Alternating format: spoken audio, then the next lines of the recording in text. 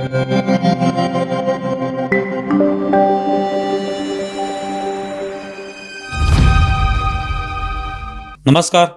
News डंकामध्ये मी महेश विचारे आपल्या सगळ्यांचं मनपूर्वक स्वागत करतो. मित्रांनो, राष्ट्रवादी काँग्रेसचे प्रमुख अजित पवार यांच्या आकस्मिक निधनानंतर सुनेत्रा पवार यांनी उपमुख्यमंत्रीपदाची शपथ घेतली. त्याचबरोबर त्या पक्षाच्या गटनेत्या म्हणून सुद्धा निवडून आलेले आहेत. आणि त्या आल्यानंतर स्वाभाविकच त्याच्यावर अनेक मतमतांतरं समोर आली आणि त्याच्यात टीकाही झाली. अनेक लोकांच्या मनामध्ये खदखद आहे, दुःख आहे. याविषयी आम्ही व्हिडिओसुद्धा बनवला की कोणाला हे दुःख झालेलं आहे, पण ते केवळ दुःखापुरतं किंवा मनात असलेली जी काही खदखद आहे तेवढ्यापुरतंच मर्यादित न राहता सुनेत्रा पवार यांनी कसं हे सगळं चुकीचं केलेलं आहे, तुम्ही चुकलेले आहात हे सांगण्यापर्यंत काही लोकांची मजल गेलेली. सुनेत्रा पवार यांनी हा जो काही निर्णय घेतला तो अचानक घेतलेला आहे, खरंच आहे.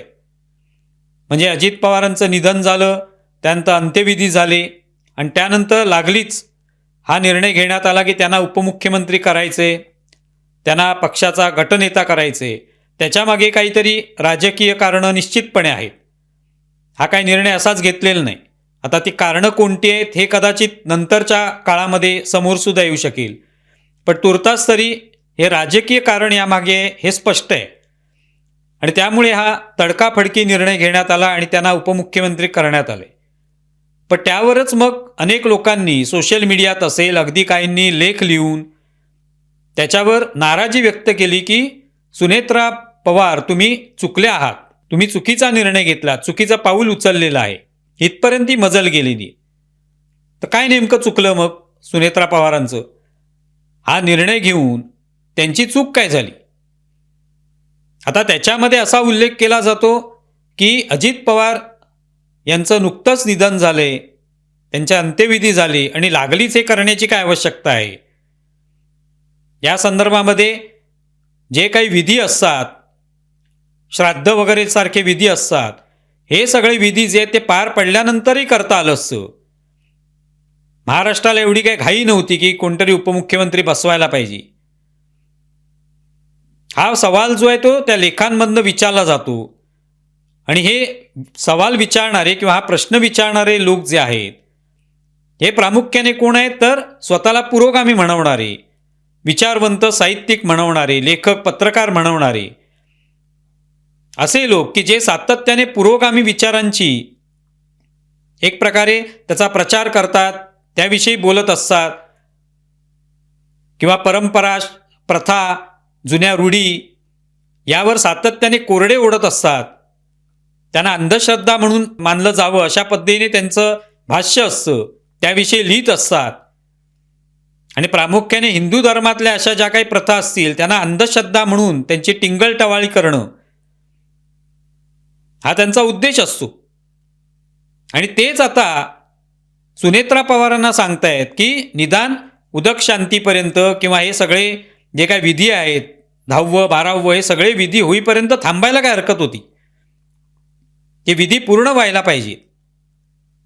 याच विधींवर हे टीका पण करतात आणि आता ते विधी पूर्ण व्हावेत अशी पण त्यांची इच्छा आहे. म्हणजे चोर कोणाच्या मनामध्ये लपलेला आहे हे आपल्याला यातून दिसून येतं. आणि पुरोगामीपणाची ही जी काही त्यांनी बुरखा ओढून घेतलेला आहे त्याच्या मागचा खरा चेहरा हा समोर येतो.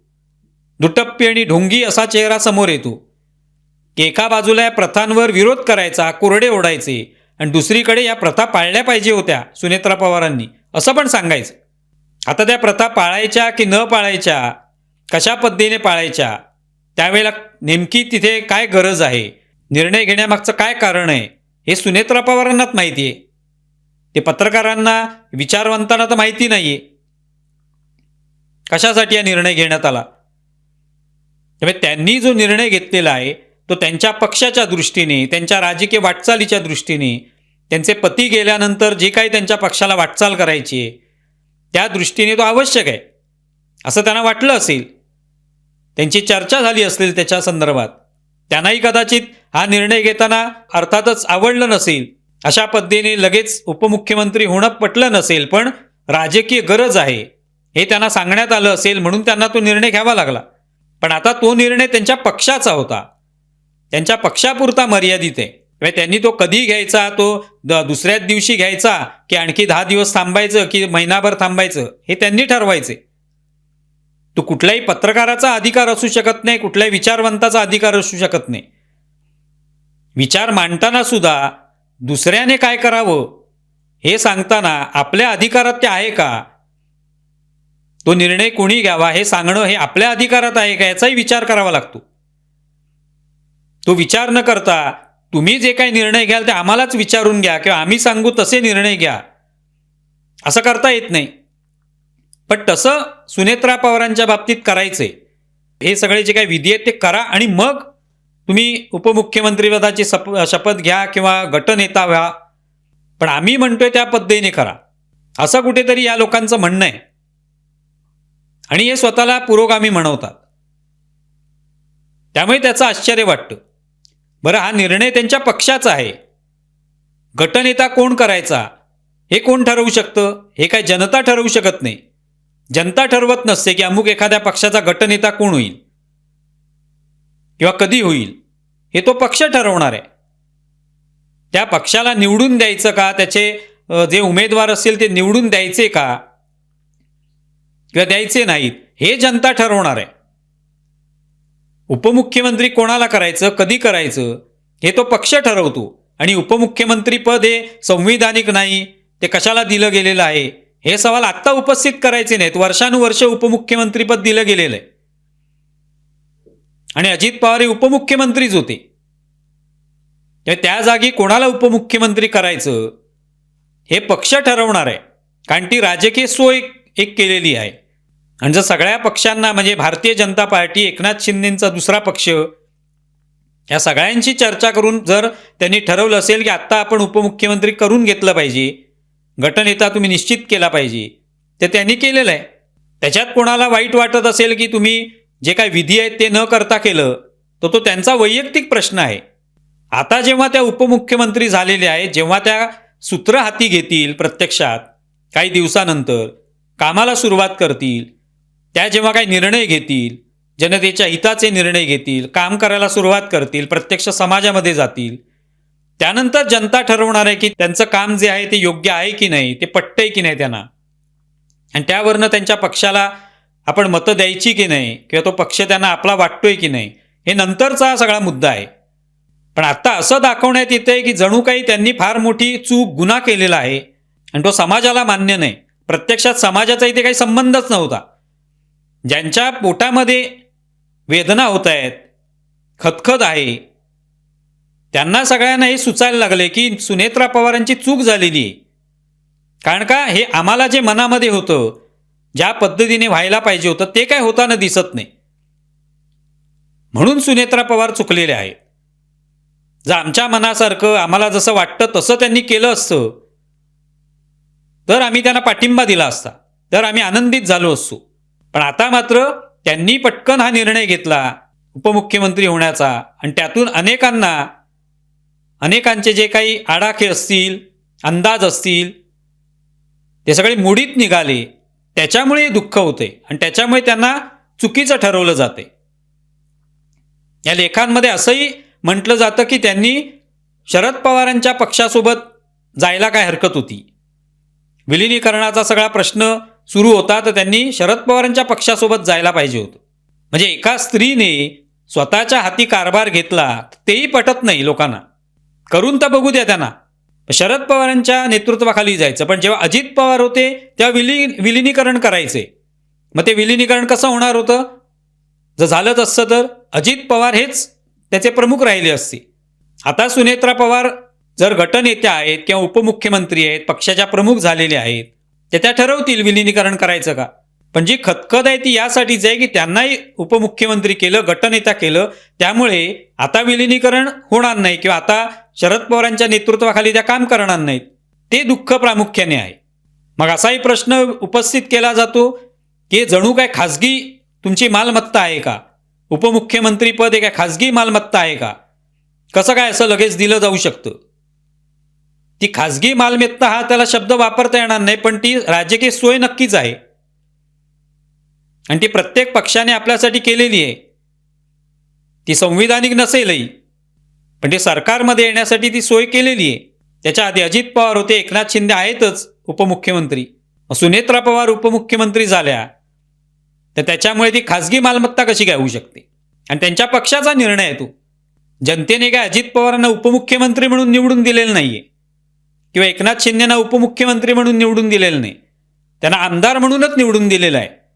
जनता आमदारच निवडते, त्यानंतर कोणाला उपमुख्यमंत्री करायचं, कोणाला पालकमंत्री करायचं, कोणाला कुठलं खातं द्यायचं, हा निर्णय सर्वस्वी फक्त सरकारचा असतो.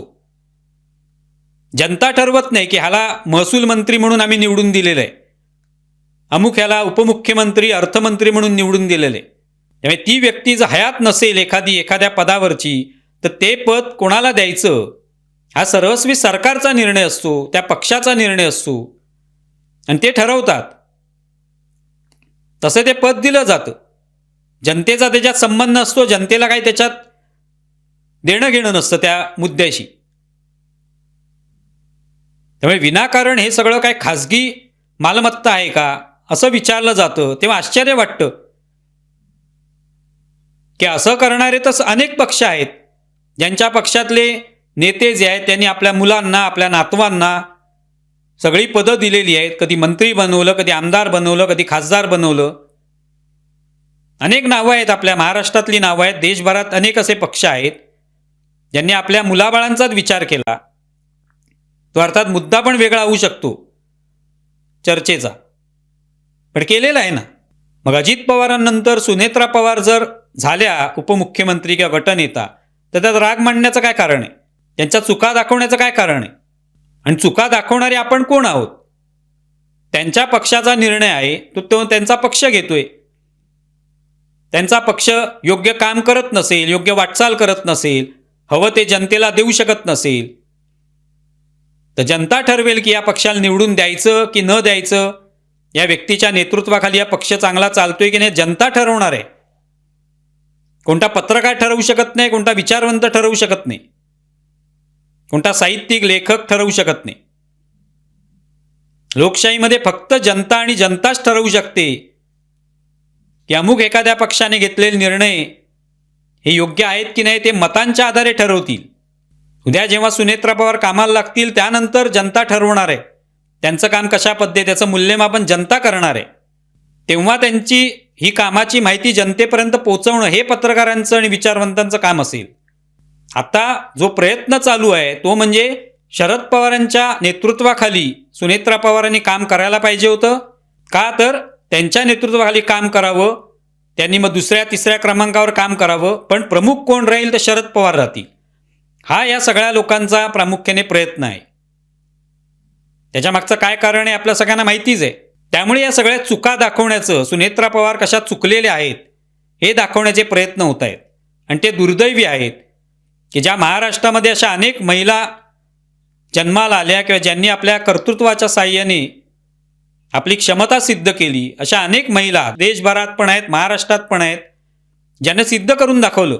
त्यांच्याशी काही तुलना करायची नाही सुनेत्रा पवारांची, पण एक महिलेकडे काही जबाबदारी दिली तर त्या करू शकतात की नाही याची संधी तर द्यायला पाहिजे की नाही.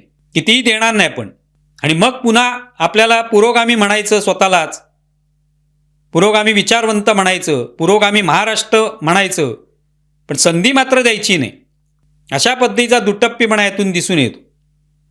तुम्हाला या संदर्भात काय वाटतंय जरूर कळवा. आमचा व्हिडिओ जास्तीत जास्त लाईक करा, शेअर करा आणि आमचं यूट्यूब चॅनल सबस्क्राईब करा. धन्यवाद.